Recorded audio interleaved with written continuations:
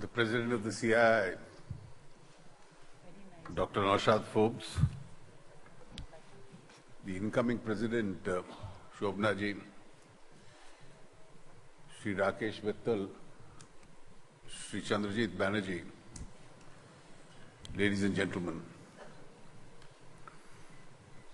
it's indeed always a pleasure to be at the annual session of the CII. But this session is significant for more than one reason. Even CII has now broken the glass ceiling, and you'll have a lady leading it.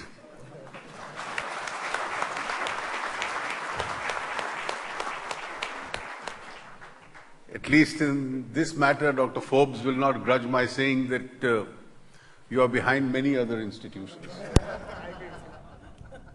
This could have happened several years ago. But the last 1 year indeed has been a learning experience, and I must say, attending several events in the company of the CII President and his colleagues was indeed a learning experience for me. The CII had a president in the course of the year who'd also been teaching at the Stanford University. And in every well-prepared speech that he delivered in any part of the world, he was philosophical and professorial. Sometimes funny.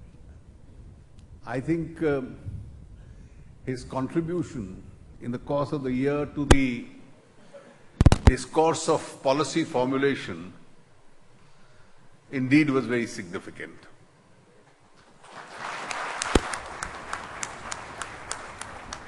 And I'm sure as India continues to march ahead and think in terms of newer and newer areas to explore, his colleagues who take over this year and the years thereafter will continue in the tradition that he has set. I see this year that you've had a very important theme for this conference, the future of globalization if India can lead. This certainly is a subject which is concerning most people in the world today. And I think in the last 3 decades, India's position on this has completely evolved. 3 decades ago, we were essentially a closed economy.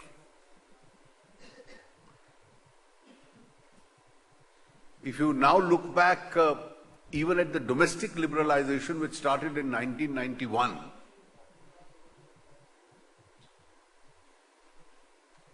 it was more compulsion rather than conviction that imposed that whole policy of liberalization on us. Irrespective of the reasons why it happened, we embarked upon the correct course. But even then, global integration was something which always worried us. There was a fear of the unknown. And while we slowly kept on domestically liberalizing, we were scared. We were scared because we found that except in the areas of services, our ability to take on global competition itself didn't really arouse much confidence in us. But through the 90s and the earlier part of the last decade, global events underwent a change. And the whole essence of globalization became very simply understood by most people. Instead of a few economies being able to dominate, as it was anticipated in the late 80s and the early 90s, the hard reality of globalization was that across the world, consumers would buy products or hire services which offered the best competitive price and the best value and the best quality. And therefore a gradual shift took place. At a time when I was the Commerce Minister,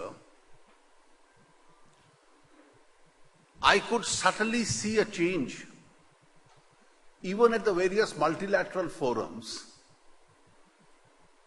where except for promoting subsidized agriculture, the developed world was a little more cautious when it came to both services and goods. And therefore, we've seen over the last decade and a half the gradual decline of even the multilateral institutions, which predominantly became institutions with a good quality dispute redressal mechanism. And that was one of the primary purposes that they served. And then suddenly, it was neither in the least developing economies, nor in the developing economies, nor in the emerging markets, but you suddenly found a contrarian trend now moving in the developed economies itself. The reasons would be different in each economy. And the trend really is, can we reverse this whole process? And that's a little worry which does exist. If we look at our own experience as an emerging economy, and we look at ourselves with and compare our own growth process in the pre-liberalization era, at a time where our own integration with the world was a little less, our growth rates, our capacity at poverty eradication, our ability to service the poor was always much slower. And today, when we became beneficiaries of a large amount of global investment itself, and more particularly at a time where domestic investment was a little slow, we ourselves have concluded that this additionality of resource itself is of great value as far as the Indian economy is concerned. And today, if we see the whole pendulum, it seems to be significantly swung in the last 2.5 decades. I do believe that the whole process of domestic liberalization, coupled with the integration with the world, has suddenly done us a lot of good. With one caveat. And that one caveat, which I would add to the entire analysis that Dr. Forbes was presenting, that in a conscious manner, the benefits of this growth process have to be translated as a benefit to the weakest sections of the society also. In the last few years, that's a model that we have been following. And it is this particular model which has greater political acceptability and a far greater relevance to an economy like India.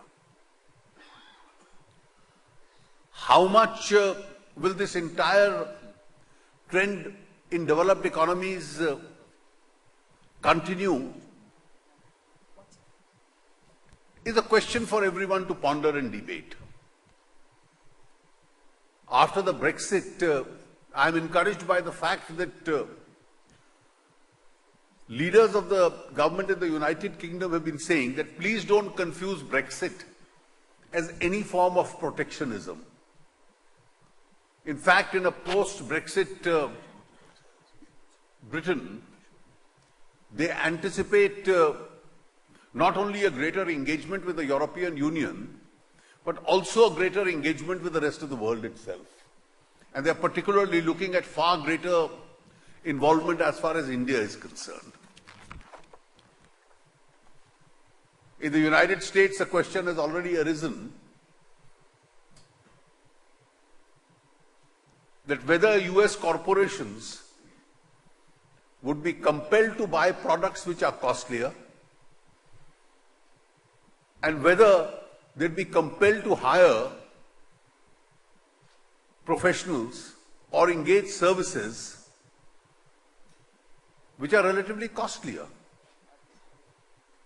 What then would be the plight of the economy? Will it be more efficient? Will it be more sluggish? And I'm sure that this debate itself will continue in each of the countries where the debate on protectionism itself has begun. What does India do under the circumstances? It's important for us to analyze as to where we stand today. On the global front, we were confronted with a situation where there was a slow pace of growth in the world. Last 3 years in particular, that India remained one of the fastest growing major economies in the world. On each successive opportunity, the global growth itself was being downgraded. It now appears that the curve has started to reverse itself. And for the first time after a number of years, the IMF now anticipates that instead of 3.1% growth last year, this year the world would grow at about 3.4% and hopefully next year at 3.6%. This global trend is good for India also. It impacts on demand, it impacts on our own exports, and therefore it adds to our own ability to grow much faster. The second important aspect about India to be kept in mind is that ever since we started our reform process and domestic liberalization in 1991, we reformed only in fits and starts.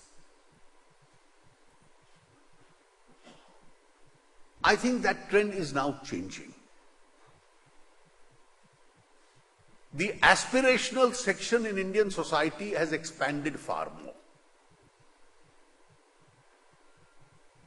There is now a broader consensus that the economic model that we follow today, in the last 2.5 decades, has proved much better than the model that we followed earlier. And therefore, decision-making has become much faster and much quicker. Notwithstanding the shrillness of the television discussions, or even the noisy democracy that you referred to, how many decisions do you remember which, because of political obstructionism, have eventually to be abandoned in India? Not too many. Almost negligible. As in any democracy, the debate takes a lot of time to sink in. There are pulls and pressures, there are changes, there are compromises, but eventually our ability to pull decision-making and push it in the right direction is far stronger today than it ever has been in the last 2.5 decades itself.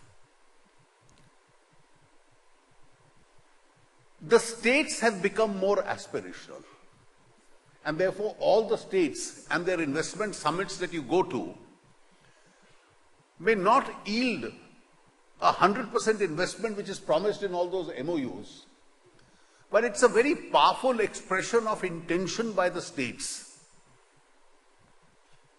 as to the direction that they want to follow. The political idiom and expression in the states is also changing.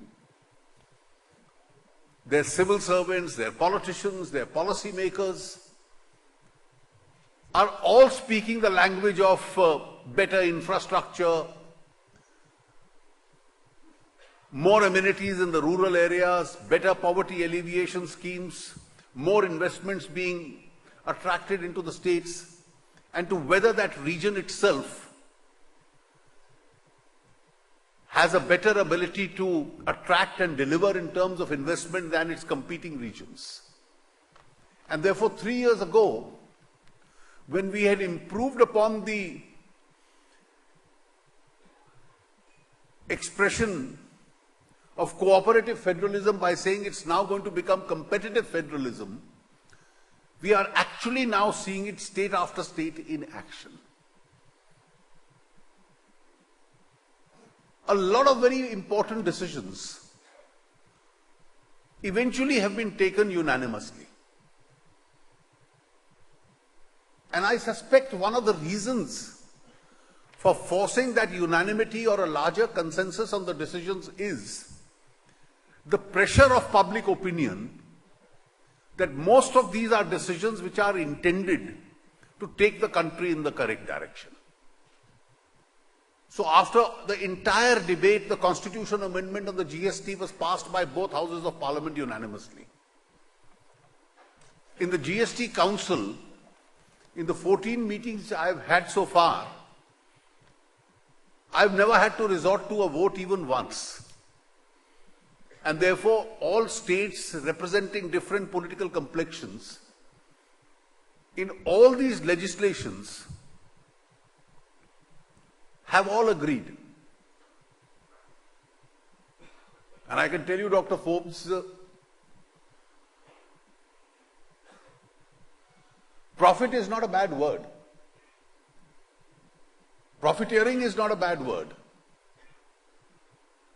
But unfair enrichment is. And therefore, the benefit of a reduced taxation is a benefit which the consumers are entitled to. And that's not a principle that can be seriously contested.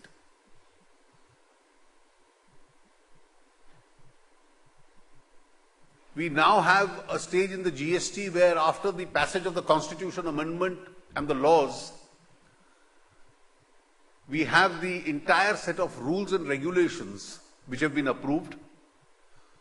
We are now in the final stages of fixing tariffs per commodity.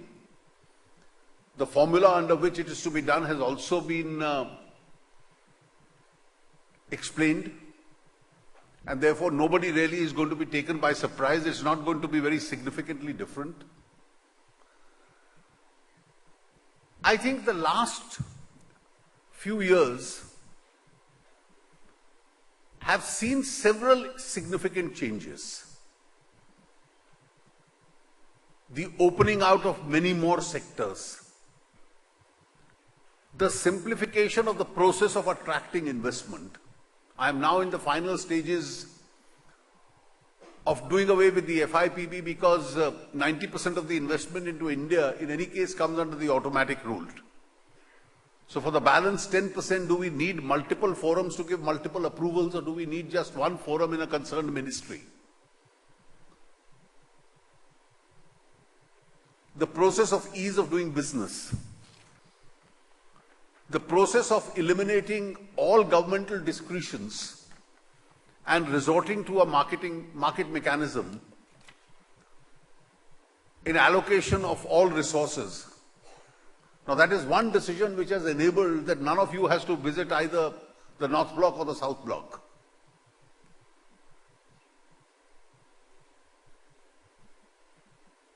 the entire effort to simplify both direct and indirect tax structures. Some tough steps required to see that India increasingly becomes a tax compliant society. Because higher resource with the state is going to now mean greater investment in infrastructure and greater investment in rural India. And these are going to be the two primary drivers of growth itself. Our ability to concentrate on manufacturing. These days, with an additional responsibility in the Ministry of Defence, we are in the advanced stages of formulating a policy where we can ensure that instead of being just buyers, on the strength of technological and other tie-ups, India also becomes a manufacturing economy. And the response which we have both from domestic industry and international industry has been quite encouraging itself. I don't think in a large, noisy democracy, we really need to worry about either the shrillness or the diversion in the nature of debate. In the budget speech this year, I had quoted Gandhiji as saying that a right cause never fails. And therefore, if there is going to be a debate on obsolete ideas, that cash is better than digitization, paper is better than EVMs, arbitrary selection of individuals is better than a unique identity. Now, these are all diversions of going back to obsolete ideas. We must have broad shoulders to encounter this debate. But we must eventually realize that as the world moves forward, it's the unique identity which will be one of the greatest reforms in India. The EVMs with all its additionalities as preferred over paper will be a much better proposition. And a digitized economy will be much better than a cash economy. And therefore, those who argue going back to the obsolete ideas eventually is not a cause which is likely to ever succeed.